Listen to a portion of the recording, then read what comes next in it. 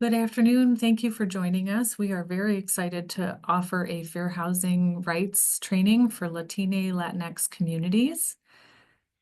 I'm going to move forward to share information on how you can switch your settings to listen in Spanish.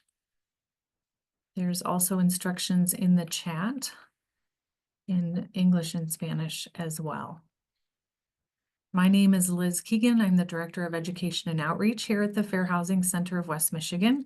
I have a wonderful team joining me this afternoon. We have lots of great information to share with you. Give everyone a moment to make these choices if they would like to switch to listen in Spanish. Please feel free to use the chat feature to request any assistance, but take a look at the instructions. They are listed there as well. We also sent an email ahead of time for those of you who registered with handouts and reference information that we will be talking about throughout the afternoon today. We are really grateful to the U.S. Department of Housing and Urban Development, or HUD, for funding this training series.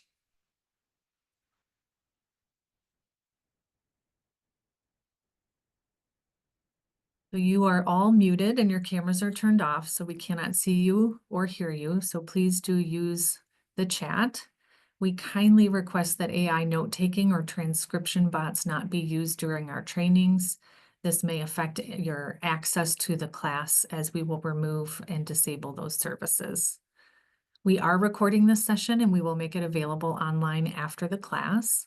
We will have a Q&A at the end of the training and we will stop recording at that time. So please feel free to put questions in the Q&A feature in English or Spanish. They will be translated for us, and then we will address them at the end of the presentation. But you are welcome to put them in throughout our time together. We welcome questions, and we will not be recording that segment so that we can have good conversation. We will also have evaluation surveys that come up automatically in your internet browser after the webinar ends. That should open automatically, but we will also share that link in the chat at the end of the class. And this is how you can request a certificate for participating today if you would like to. It's optional. Please allow us time to get those certificates out. We're sending out hundreds of certificates every month with a staff of 3. So please be patient with us. Please note that all the information in this presentation is current to the best of our knowledge, but could change at any time. So once again, I'm Liz Keegan. I'm the Director of Education and Outreach. I will be co-presenting today with Lindsay Owens. They are an Education and Outreach Coordinator. We have other staff from the Fair Housing Center that are joining to help. It's a team effort to provide this exciting training in 2 languages. We're really glad to be able to do this, and we thank Victor and Brionia for joining us. We have lots to talk about. We'll introduce what fair housing is.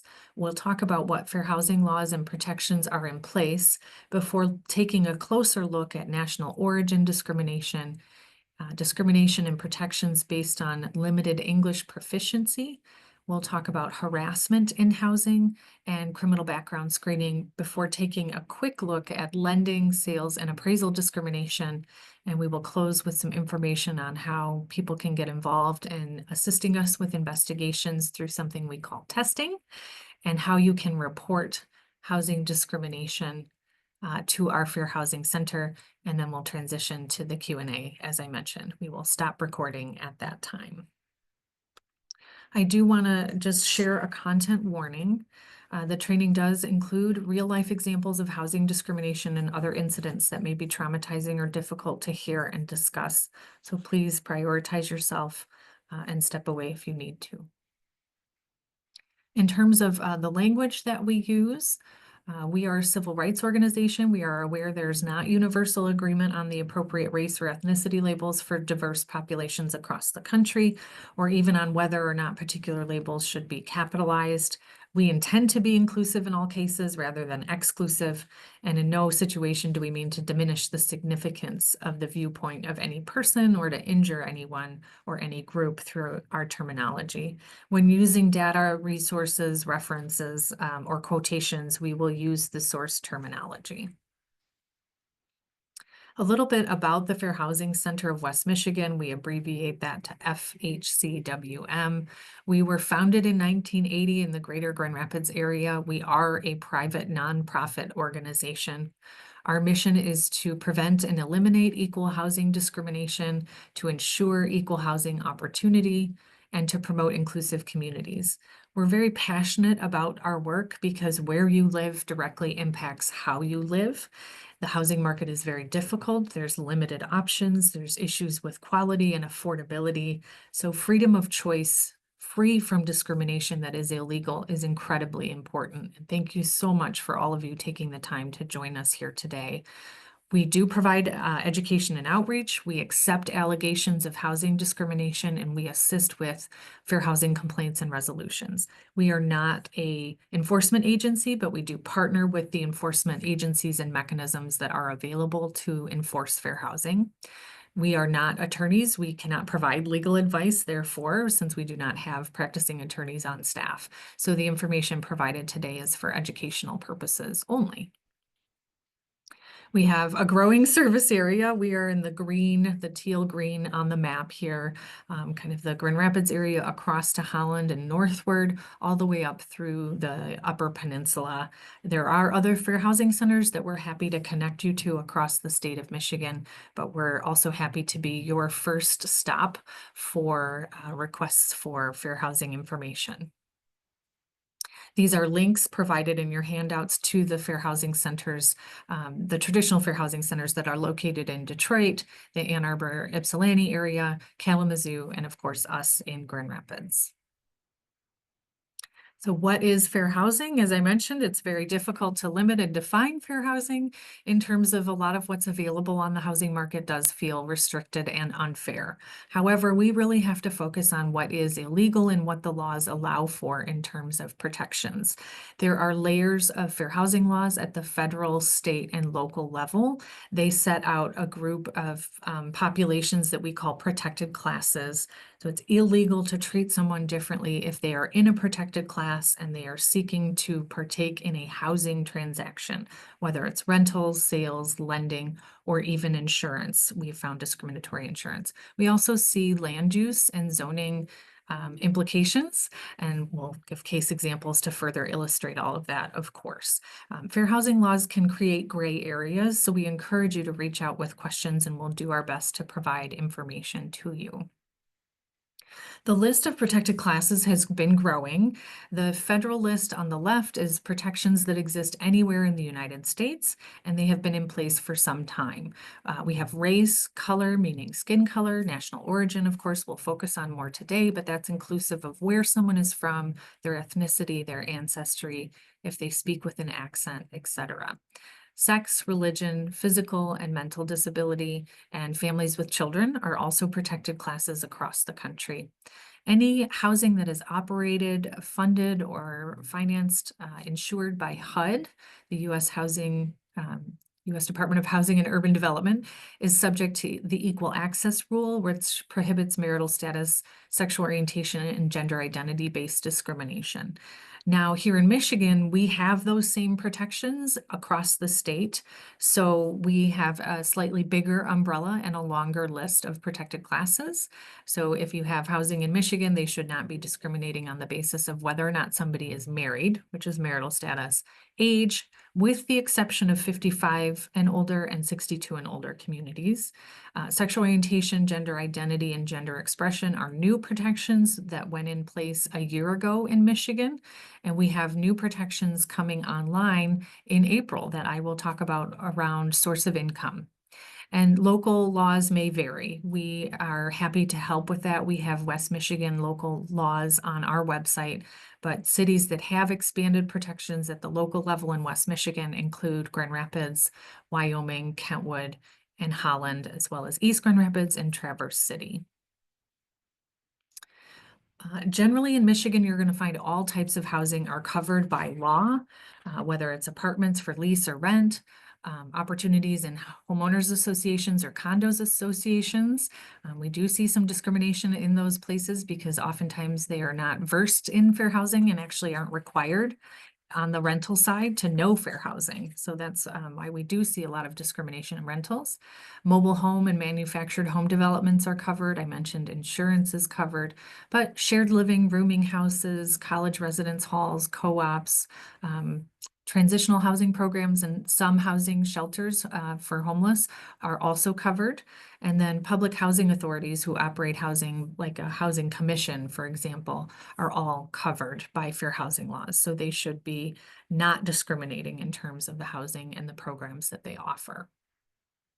We do see discrimination in housing across the spectrum of looking for, finding, and accessing housing. And sometimes there are protections after one actually moves in.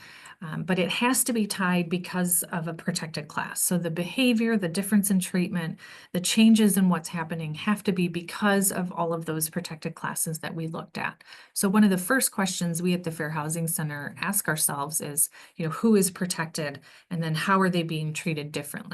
Are they being targeted in advertising or left out of advertising? Are they being steered into or out of different neighborhoods or buildings? That's where housing choice is really withheld or the decision is made by the property manager without consulting with the individual about their choice. Sometimes we see changes in eligibility for housing based on a protected class.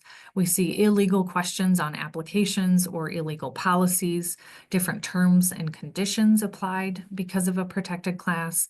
Sometimes we see discounts, kind of financial benefits or specials withheld from members of protected classes.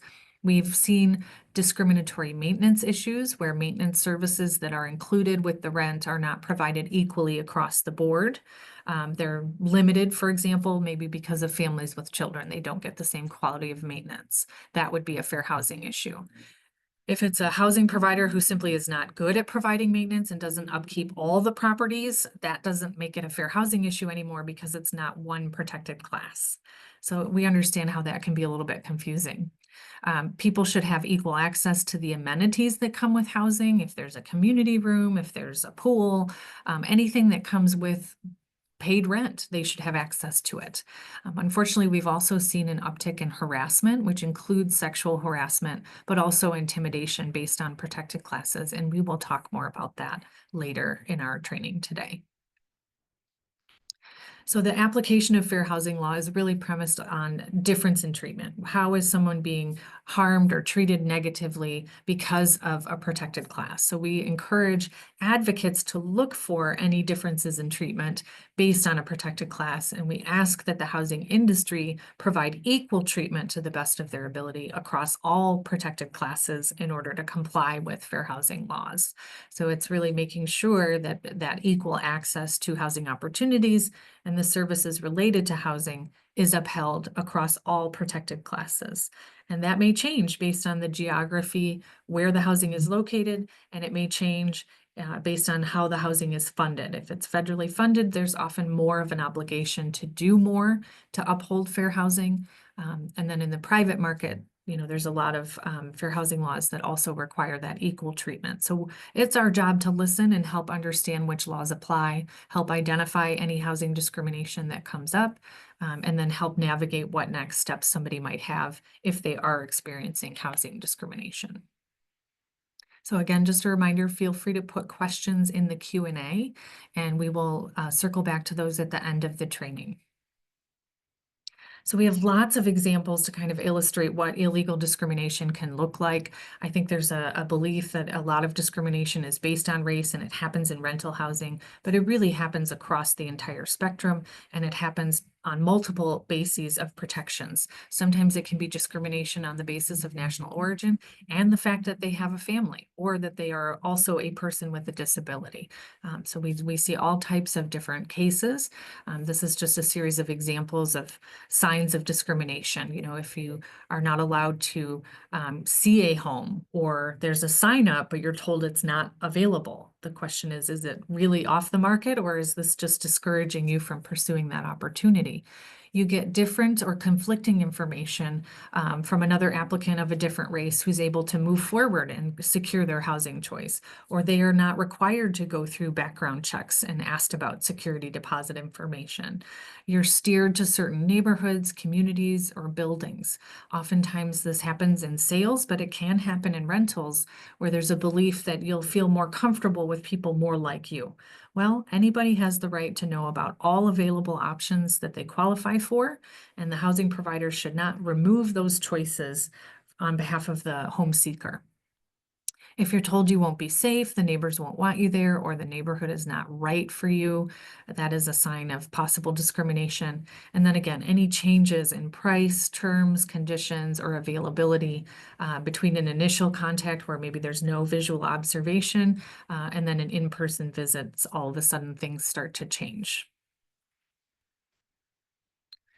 In Michigan, we've had some significant expansions, as I mentioned. One that I didn't specifically address yet was a 2023 addition to our state Civil Rights Act, which governs fair housing. It's the Elliott-Larsen Civil Rights Act. We call it ELCRA for short. It was amended in 2023 to provide a definition of race for the first time, and that definition is inclusive and prohibits discrimination based on hair texture and protective hairstyles, such as braids, locks, and twists. So that is a new element under our statewide civil rights law that prohibits this type of discrimination in housing, but also education, employment, public accommodations, and other areas. The source of income protections are going into effect very soon. They are scheduled to be effective on April 2nd of this year. This is something that some local communities have had in place. Source of income is essentially defined as any legal, verifiable, ongoing income that's not coming from an employment or paycheck every other week. We do see a lot of rental properties have a preference for employed individuals, but there's lots of other income that is legal that comes from housing assistance, public assistance, housing choice vouchers, veterans benefits, Social Security dollars, supplemental security income, retirement income, income that's administered by federal, state, or local, or even nonprofit entities geared towards housing.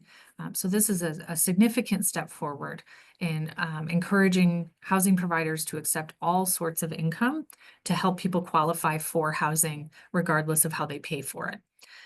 So it's important to note that it's only going to be applied to larger landlords. So small landlords with fewer than 5 housing units in the state of Michigan are exempt based on how this is written. It's also not going to allow for coverage of any income that is derived from an illegal manner. So it has to be legal income under the law. And then housing agencies working with handling housing choice vouchers, veterans vouchers, or sometimes people still use the term Section 8 vouchers, they have to move forward within a 30-day window to approve applications to kind of speed up that process. So this is all very new. We're going to be talking about it at an event online on April 24th. We're going to be putting out materials and education on these new protections. So stay tuned. In terms of what is happening in fair housing, we are on an upward trajectory. We are a member of the National Fair Housing Alliance, or NAFA. They release annual data about complaints that are received by all of the agencies, including fair housing centers, but also state governments, the Department of Justice, HUD, fellow nonprofit fair housing centers, all can accept fair housing complaints. And in 2023, we had a record number of complaints recorded. It's the highest number since the national group began tracking in the mid-1990s. This is the 3rd year in a row where we've kind of topped the record levels that we've been setting. Disability-based complaints are the highest that are alleged in these arenas where cases are filed. Race is the 2nd largest basis for complaints, but we've also seen over 800 complaints based on skin color, which is an increase of 35%.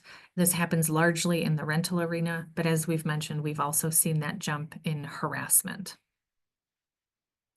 Our caseload at the Fair Housing Center of West Michigan has been fairly consistent. We've seen disability-based allegations as our top This is what we're hearing from people in the community. They either witness or experience housing discrimination and file these allegations with us. People can file allegations of discrimination on multiple bases. As I mentioned, it may be about someone's national origin and the fact that they have children, something like that. We do see now, gosh, a couple years in a row where race and color-based complaints have really risen. National origin also increased significantly last year. Part of that is due to some of the investigations we've been doing to uncover whether discrimination is happening on the basis of national origin, and that's typically something we only see single-digit numbers. And so to see 23 allegations there is a jump for us. And then we've seen a consistent pattern of discrimination on the basis of gender, families with children, and smaller numbers for sexual orientation, marital status, etc. So we wanted to kind of look back and get a sense of what this means over the last 5 years and where the allegations are alleging that discrimination is happening in the housing process. So as you can see, we limited this to race and color allegations and national origin or ethnicity-based allegations. And it's generally been in the rental transaction area, but we've seen and received cases alleging discrimination on race and national origin in sales, in advertising, in mortgage lending, in harassment, insurance. Others kind of a catch-all, but we do see it sometimes in disability accommodation cases and a small number of retaliation where someone is subject to an adverse action or being punished for trying to exercise their fair housing rights. And we'll talk more about that too. So in terms of a more specific look at national origin protections, this is a protected class that's been in place since 1968. It is the country of an individual's birth or where their ancestors originated. It includes birthplace, ethnicity, ancestry, culture, accent, spoken language, appearance associated with a specific nationality, and more. Housing providers can't refuse to rent to someone because an applicant is not from the United States. They should not charge higher rent or security deposits because of someone's national origin, and they cannot limit the forms of identification or only allow certain types of identification, such as a U.S. passport or state driver's license. Those are just a couple examples. In terms of citizenship and immigration status, every person in the United States that is living here is protected under the Fair Housing Act, regardless of their immigration status. It's illegal for housing providers to treat people differently because of their immigration status.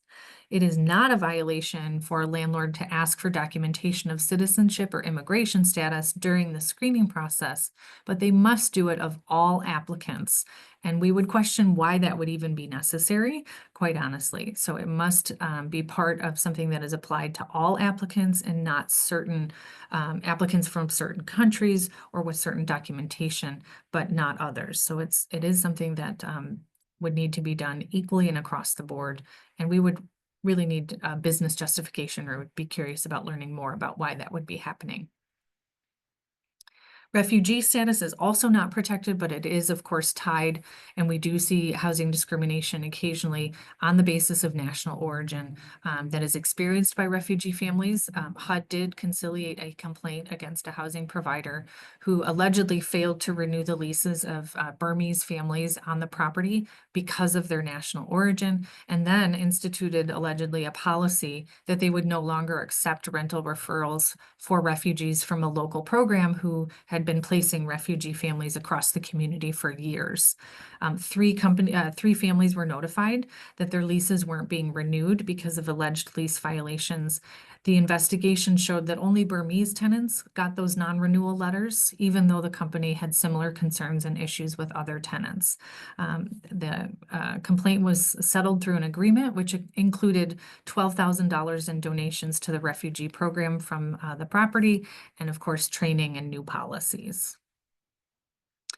Because it's not specifically a protected class, the law does not specifically prohibit housing providers from making exceptions affirmatively to their policies and practices to work with refugee resettlement programs to help ensure equal housing opportunity for people seeking to resettle here. Some example exceptions might include waiving credit requirements to allow a lease for refugees working with a resettlement program. They're not going to have established credit in the United States, or perhaps allowing for shorter lease terms due to resettlement program requirements or restrictions. So there are steps that can be taken to affirmatively house these populations. Other examples of national origin discrimination where we see issues or violations are in the pre-screening and application processes, questions that are not legally applied across the board about immigration status, a refusal to sell to someone because of their national origin, harassment, and then language barriers, which we will talk about in a moment. In terms of pre-screening and application processes, it's common to have requirements regarding identification. It's often required for safety reasons or verifying who the person is, but these must be required for each applicant, again, uniformly, and not just to selected applicants. So it's a caution if a housing provider is only allowing certain types or limited forms of identification, such as a U.S. passport or a state driver's license. And we'll talk about a case here that I think will help illustrate this example. In 2019, out of New York, Ernesto and Karina Zunigas found a perfect apartment in Aspen Grove. It's managed by Residential Management, which we abbreviate to RM. They met income and credit requirements, but their application was denied because of a policy at the property that strictly required all adult residents to have a social security number, and it was strictly enforced. Ernesto met this requirement, but their application was denied because Karina, who was lawfully present in the country, was in the process of applying for her social security number, but didn't yet have one. They contacted their local fair housing center, which conducted an investigation of that property and others owned and managed by that group, by the RM group. They confirmed the existence of the policy through their investigations. They also uncovered 2 additional policies that were in violation with fair housing laws. They had illegal restrictive occupancy limits, so they were lowering the number of people who could live in their 2 or 3 bedroom apartments below what was allowed by local code. That's something we do see on occasion, and that impacts families with children very negatively, looking to find housing that fits their family. They also had a blanket ban on criminal backgrounds related to felony convictions, and we're not following the best practices that we will also talk about in a little bit in terms of screening and being in compliance with HUD guidance and case law. So HUD alleges in their complaint that this policy had a discriminatory impact. Obviously, the criminal history policy also discriminated on race, and occupancy discriminated against families with children. While the respondents denied the allegations, they agreed to settle. That's something we see very commonly. A large settlement of $450,000 for damages and legal fees, changes to all of their policies to come into compliance. And now, instead of requiring all adult residents of their properties to have a social security number, they now have a new policy that will accept a wide range of documents for identity verification.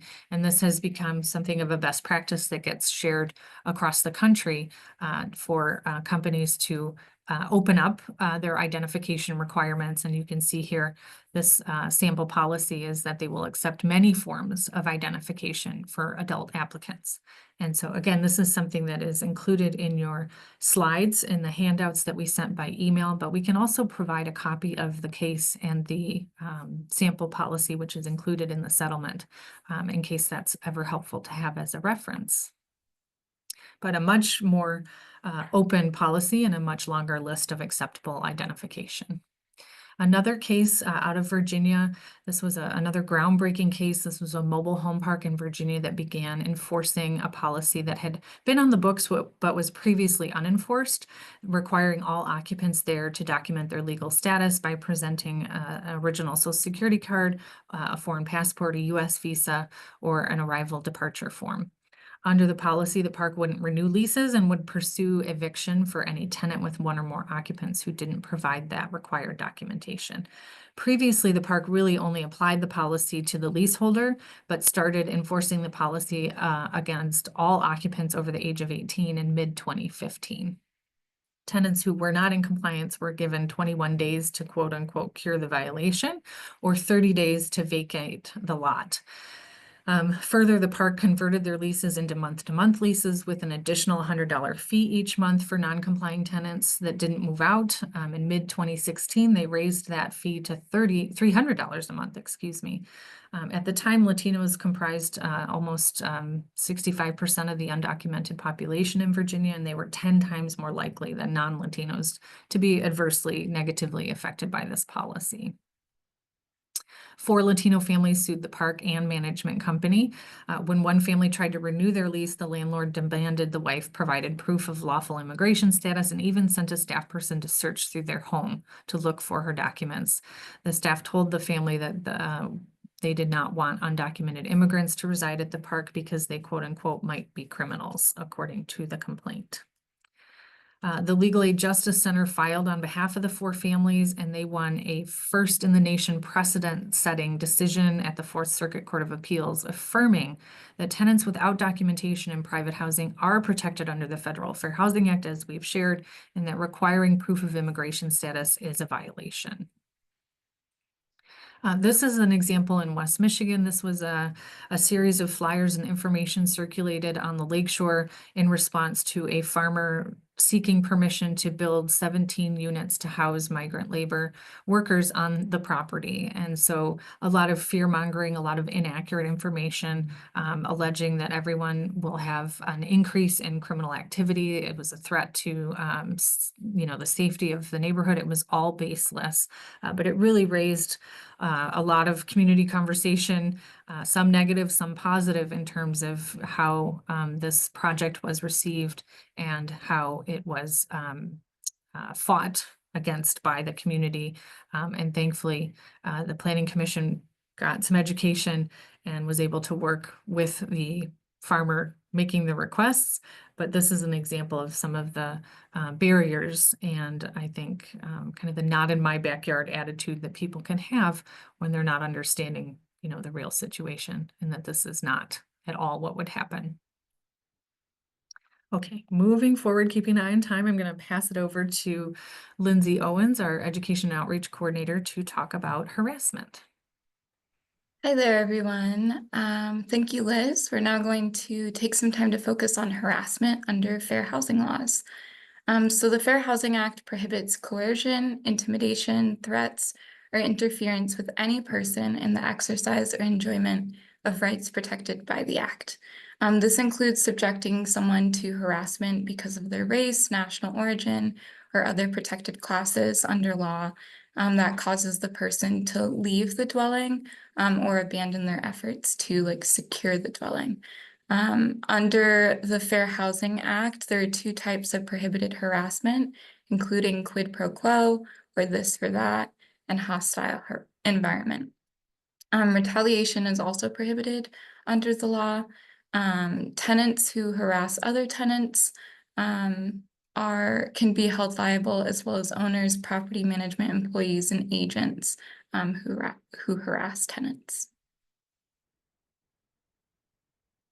In 2016, HUD put out a final rule on harassment under the Fair Housing Act. Discrimination prohibited under this rule includes threatening, intimidating, or interfering with people in their enjoyment of a dwelling, denying or limiting the use of privileges, services, or facilities associated with the dwelling, and maintenance or repairs of the rental dwellings. They also note that these instances of discrimination indicate circumstances in which residents, as opposed to just applicants, benefit from the Act's protection throughout their entire residency. Some examples of illegal harassment or intimidation include subjecting a person to pervasive racial epithets or slurs, threatening to report a tenant to the police or immigration authorities because of known or suspected immigration status, making threatening comments regarding deportation. An example would be saying, "Go back to your own country," defacing a person's home with racially derogatory or threatening words or images, blocking access to a dwelling or property amenities, and a property management company learning that a tenant has been repeatedly harassing another tenant because of their national origin or other protected characteristics, and no one at the management company acts to stop the harassment. According to the National Fair Housing Alliance, in 2023, 1,521 complaints of harassment were reported. This is a significant increase from the 915 complaints in 2022. The majority of those complaints of harassment were based on disability, followed by race, sex, familial status, and color. Now we'll discuss a real case of harassment that happened in Indiana. It's a pretty egregious case. So again, we talked about a content warning in the beginning, but just make sure you take care of yourself. And this presentation will be recorded if you want to look at it at another time. So in 2020, the Fair Housing Center of Central Indiana and Donata Banks filed a lawsuit against Vicki New, a former resident of Indianapolis Twin Creeks subdivision, alleging that New, who is white, engaged in a campaign of harassment based on race and national origin against her neighbors for more than 2 years. New was captured on video attacking Latine neighbors with a no trespassing sign and threatening their lives over a property line dispute. More than 20 other residents also complained of harassment. New used slurs against her Black and Latina neighbors and their children. She would follow other children of color to the bus stop. New harassed her Latina neighbors, threatening them with death. New specifically harassed a Latina operating in-home daycare. She contacted the BBB, CPS, and local daycare licensing managers. 3 families left the daycare due to her consistent harassment of the owner and clients, and the owner ended up closing the business. So there are many tangible different effects of this harassment in this case, unfortunate effects. New photographed Latina people and told them to move back to their country. And the management company and HOA allegedly knew of her behavior and failed to correct or end it. New was ordered to pay a total of $226,222.52 as a result of the discrimination and harassment. And then the management company and HOA also agreed to pay $262,500 in a separate settlement where they admitted no wrongdoing. So now we'll move into discussing limited English proficiency, or it's also referred to as LEP. So LEP refers to a person's limited ability to read, write, speak, or understand English. While LEP is not a protected class under the Fair Housing Act, housing providers are prohibited from using LEP selectively based on a protected class or as a pretext for discrimination because of a protected class. So an example, we'll talk a little bit more about other examples, but an example for this would be that a housing provider can't deny people with limited English proficiency who are Mexican, Guatemalan, Honduran, or Salvadorian, but accept people with limited English proficiency who are white Europeans. In this example, the housing provider is using LEP as a way to discriminate based on a protected class. HUD has released multiple pieces of guidance addressing LEP, including guidance for housing and programs with federal funds, as well as the private market. As you can see in this chart, there's a great diversity of languages spoken across the state of Michigan. This chart shows the top 25 languages spoken by Michigan residents who are considered to have limited English proficiency. Spanish and Arabic are the 2 most common languages spoken by people who are considered to have limited English proficiency in Michigan. Want to dive in a bit more to understanding how limited English proficiency can be tied to the Fair Housing Act and national origin protections. Again, LEP is not a protected class, but it can be tied to national origin. So a lack of English proficiency can be a proxy for national origin. Practices that restrict access to housing on the basis of LEP can have a discriminatory effect based on national origin, race, or other protected classes, even when the housing provider doesn't have the intent to discriminate. So keep in mind, you don't have to intend to discriminate to discriminate. Courts have recognized that an individual's primary language skills generally flow from their national origin, and people of different nationalities are often distinguished by a foreign language or the language that they speak. Some signs and examples of LEP-based discrimination include a requirement that all tenants must speak English, a tenant being turned away because they're not fluent in English, bans on tenants speaking non-English languages on the property, or a property manager disparaging tenants for speaking non-English languages, a housing provider refusing to work with people who speak a certain language, but working with others who speak different languages, a housing provider treating someone differently because they speak English with an accent, and a housing professional targeting individuals for unfair or illegal housing-related services. People with limited English proficiency should be allowed a reasonable amount of time to take a copy of a document, have it inspected by legal counsel, or reviewed by a third party or translated. They should also be allowed to bring a third party to interpret or family member who speaks English to a high degree of competency as an alternative. And then please note that federally assisted housing or programs have more obligations and must take reasonable steps to provide meaningful access to the information and services they provide to LEP applicants and beneficiaries. You can find more information about that by clicking the hyperlinked areas on the slide in your handout. Now we'll look at a discriminatory policy case from the state of New York. In May of 2019, a client of Rescue Mission Alliance called Swiss Village Apartments to ask about available apartments. The client's primary language was Spanish.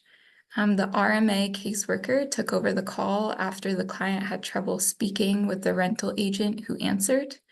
The agent asked whether the client would have an English-speaking individual living with the client. When the caseworker responded that the client would not, the agent told him that the client would need to live with someone who speaks English in order to rent at Swiss Village Apartments. The caseworker said he would be available to assist in translation or interpretation as needed, but the rental agent insisted, and the call ended. A local fair housing agency conducted testing and found evidence that the policy would be applied to any potential resident who didn't speak English, the housing provider's policy. A lawsuit asking the court to declare that Swiss Village Apartments and the Alps at Swiss Village are violating the Federal Fair Housing Act with their policy was filed in November of 2021 and is ongoing. And then a more recent update is that the respondents are Swiss Village Apartments and the Alps at Swiss Village requested a dismissal of the lawsuit on the grounds that their prospective tenants' LEP status is not protected, and their request was denied in 2022. So now I will pass it off to Liz, who will discuss criminal background screenings. Thank you, Lindsay. So this is some data about incarceration rates by race across the state of Michigan from Vera Institute. The source there is linked at the bottom, as are many of the resources that we're talking about today. The gray or kind of black bars indicate state population as a percentage of population, and then we have a breakdown of white, Black, African American, Latinx, Native American, and Asian American or Pacific Islanders as in comparison. So as you can see, people of color, Black people in particular, are incarcerated at higher rates than white people across the United States and in Michigan. So this has created a correlation between race protections and criminal background screening policies that sort of brings it back under fair housing. Having a criminal record is not a protected characteristic under federal or state law at this time. There is some HUD guidance that has been released over the years, helping address and promote housing choice for people with criminal histories. There are also some local communities like Ann Arbor, Jackson, and Detroit who do have local laws opening up housing opportunity a bit more. For all housing, though, HUD issued new guidance last year in April that looks at how we use technology more and more, especially in access to housing and as part of our housing transactions, including advertising and also then screening applicants for rental housing. So these are both linked here, and they're really great, well-written pieces that help illustrate, how our reliance on software technology, algorithms can have a racially discriminatory effect. For the advertising side of things, oftentimes we'll find that platforms and algorithms limit who has access to housing information, also credit and employment information. There's been multiple cases brought over the years against Facebook, for example, or now Meta, where people are not getting equal information or equal access to information. So they share some examples where targeted rental ads to predominantly Black neighborhoods, for example, had notices or prominent statements of language like no criminal records and good credit only included in the ads, while ads in the white neighborhood did not have that kind of language. Another example based on gender would be targeted mortgage ads going towards men that has detailed information on current mortgage rates, but women's ads got simply a statement that getting a mortgage is easy. So they didn't have the rate information and that more detailed factual information. So those are kind of the differences in treatment in the advertising sides. On the screening side, there's a set of guiding principles here, 1 through 6, and then they also have some additional considerations that help us kind of better understand how screening can be done in a way that upholds housing choice and fair housing law. So some standards that I think make a lot of sense is that any background screening for criminal history should focus on relevant screening criteria. And for HUD guidance, that's really looking at keeping people safe and keeping the property safe. We'll look at that in more detail.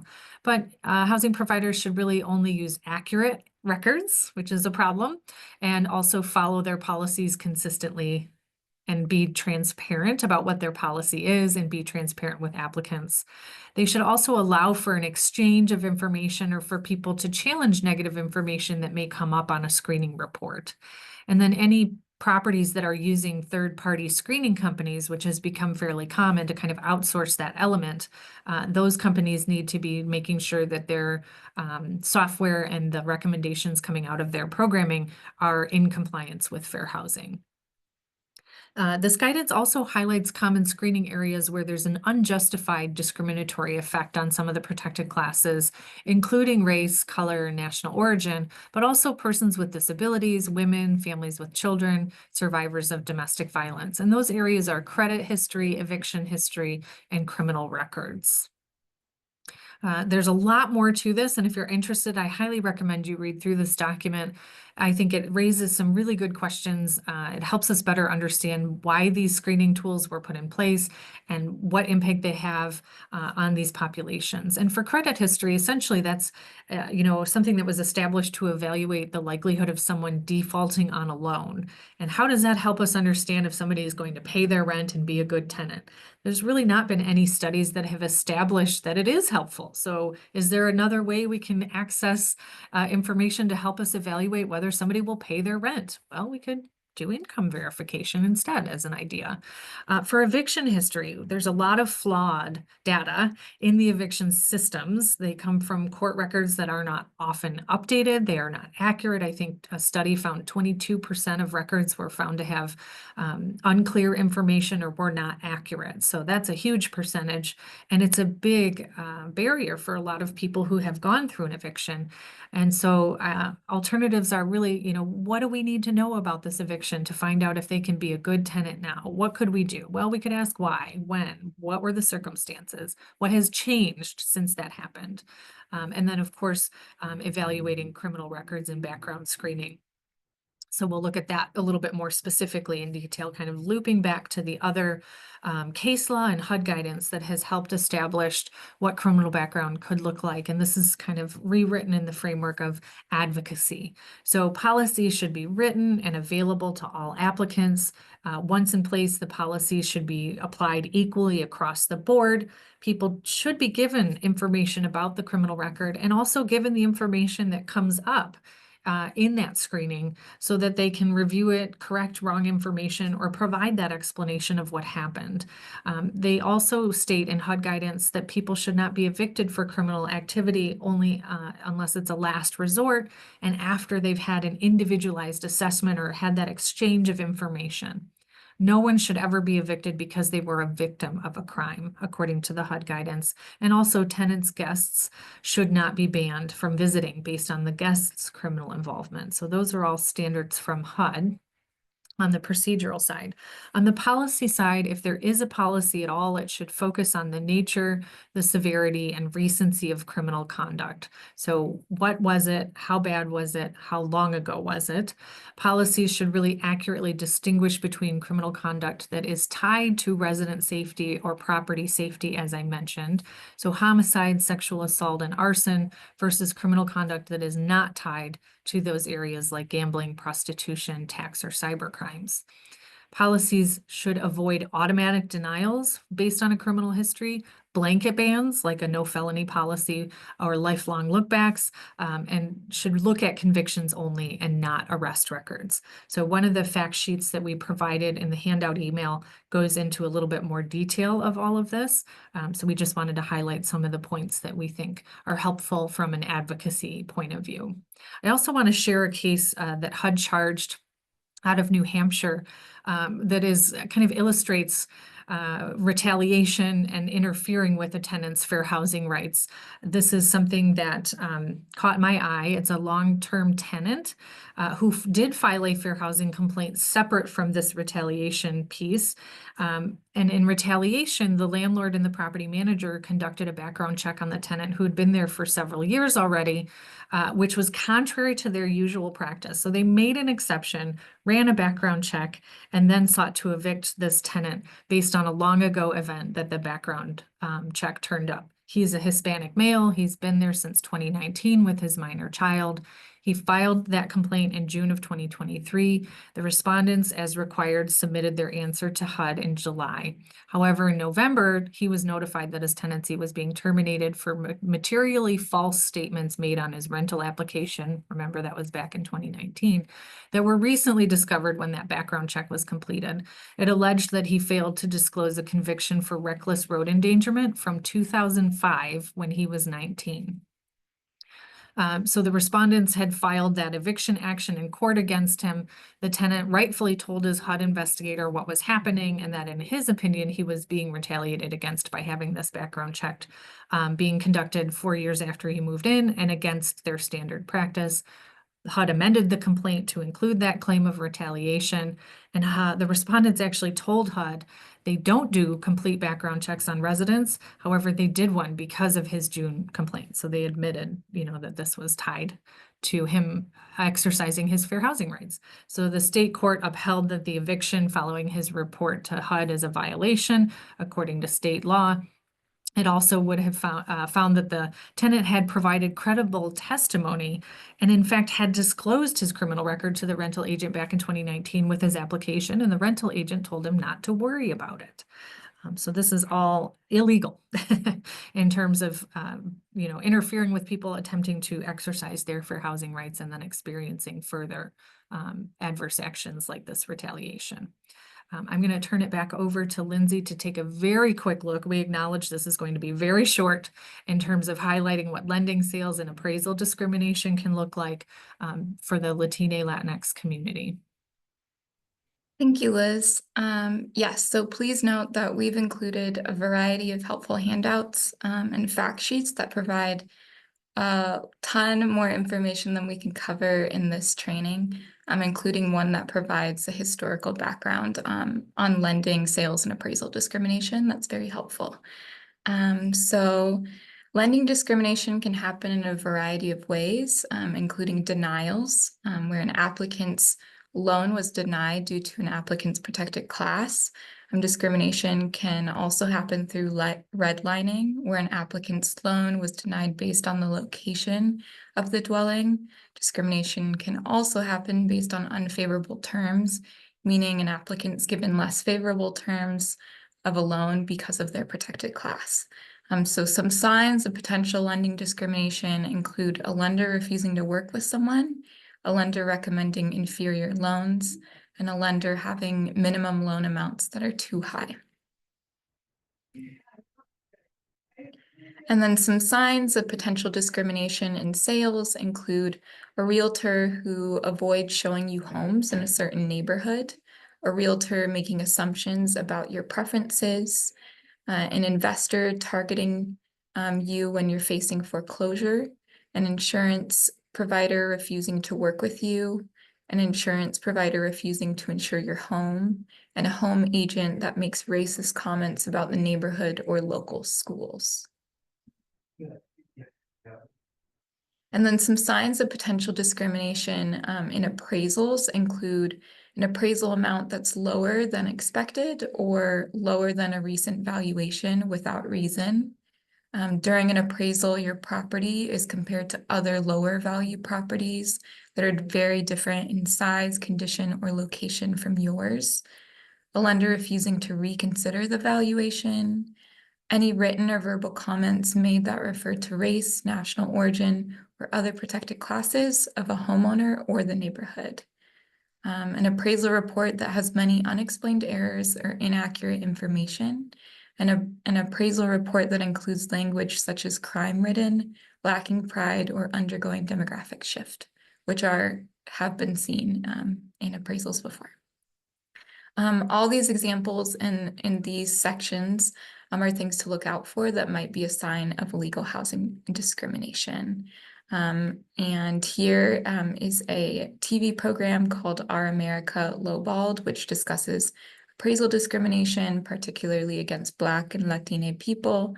We'd really encourage you all to watch that because it's very interesting just to know about and be aware about. Now we'll briefly discuss testing. Testing is an investigative tool used to gather evidence. At FHCWM, volunteer testers simulate ordinary housing transactions for the purpose of obtaining credible and objective information about housing practices. Testing can be used to investigate all types of housing and housing-related services. Testing evidence often forms the basis for successful resolution of a housing discrimination complaint. And testing is one way to determine whether all housing consumers are being afforded the same information, service, treatment, and access without regard to the characteristics protected by fair housing laws. Our investigations at FHCWM find significant differences in quality of service, information requested of testers, information provided by agents, and treatment. Testing investigations also gather evidence of discriminatory statements, policies, and practices. If you're interested in learning more about volunteer testing, please contact us. We have our contact information on a slide at the end of this presentation. Thank you, Lindsay. And I'm going to talk about reporting housing discrimination. But I also want to highlight, if you are a housing professional, I see a lot of you are on the call and you are advocates for fair housing, which we love. But it would be a conflict of interest for you to be trained as a testing volunteer if you are actively working in property management or housing services. So we've had folks circle back to us after they retire and things like that, but we are always looking for volunteers to assist with us, and thank you all for your interest in joining us. So a couple notes on reporting housing discrimination.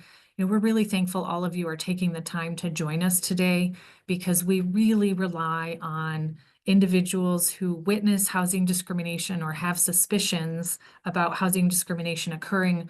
They're often advocates, they're often frontline service providers, they're often working in social service agencies and fellow nonprofits.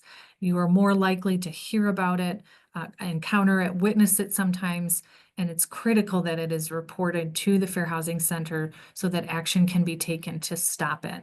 The data that we've shared about cases filed and kind of the record levels that we're seeing represent only a small portion of what we suspect are over 4 million incidences of illegal housing discrimination that are estimated to occur every year. It is, oh, sorry. Thank you. My mouse is sometimes working and sometimes not. I clicked and it didn't go on. Thank you.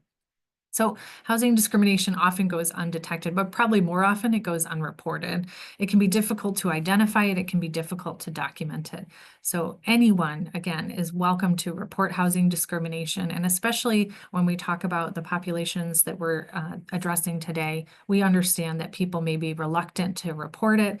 It may be something that they are very concerned about in terms of, endangering members of their household, community members, members in their neighborhood. But other people can report, and we can help address and tackle discrimination when it's identified. We can withhold information about clients. You can send allegations to the education staff that's on the training today, and we can pass it along to our enforcement staff anonymously. It's just so important that it gets reported to us so that we can take the steps to address the discrimination, change the policy, get training, anything that we can to change the course and eliminate those housing barriers. People are afraid of being retaliated against. That is protected. It is illegal, but sometimes that reassurance is not enough, and we do understand that. Sometimes people fear that nothing will be done. Civil rights cases can take a long time, and that's a fair observation, but we can't stop it unless we know about it. So we can take that on and move forward once we have the allegation. Some tips to remember for reporting housing discrimination. We kind of have our 3 R's here: remember, record, and report. So what happened when? Creating a timeline, compiling information, writing down names, addresses, phone numbers, keeping notes on who was you talked to, what date or time that was, keeping copies of any communications exchanged, like letters or emails, keeping advertisements, taking screenshots. So much of our communication is really done now in the palm of our hand, on our computers and our phones, on our tablets. And so we can maintain that documentation, which really helps establish the facts alleging the discrimination and help prove that discrimination occurred if indeed it did. So you can call us, fax us, email us. We can walk you through and or your client through a series of questions to learn more and provide next steps. Our intake process, we have a phenomenal intake coordinator. We recommend that you contact our intake and office coordinator, Rachel Klein. As an initial first step, you can also visit a page on our website on reporting discrimination and fill out a form to start the process that way. We take those complaints, as I mentioned, in a lot of different ways. We do accept anonymous complaints, of course, and then we can directly contact potential clients with their consent and authorization. Sometimes we can work with the housing provider if the client is willing for that to happen, especially when they're looking to access housing and move fairly quickly, or if they're a person with a disability seeking an accommodation or modification. Sometimes active advocacy in the moment can help move that situation forward. But the more information or evidence we have, the better. So maintaining that information and contacting us soon is also better. There's up to a 3-year window for reporting fair housing complaints in Michigan, but the sooner the better in terms of moving it forward.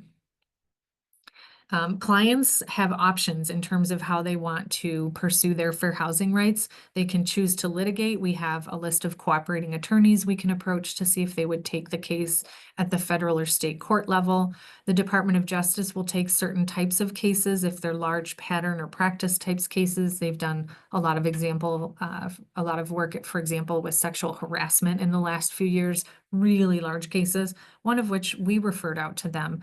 That's often a situation where we'll find over a dozen victims, if not more. There's an administrative complaint process offered by HUD at the federal level, or at the state level, the Michigan Department of Civil Rights, or MDCR, who is the state fair housing agency. They're the agency tasked with handling fair housing complaints by the state. They also have an agreement with HUD to handle a lot of cases here on the ground. So often it's going to be the State Department of Civil Rights. If it's a violation of local law or the municipal government, then we follow the process set forward in that local fair housing ordinance. We can involve private mediation if parties are willing. So we have a menu of options for what may happen. In terms of what happens at the end of a case, this is something we get a lot of questions about, and it depends. It depends on what the allegations were, what the harms that occurred were, what laws were violated. But generally, if the property is still available and if the client still wants it, we'll try to secure their property rights.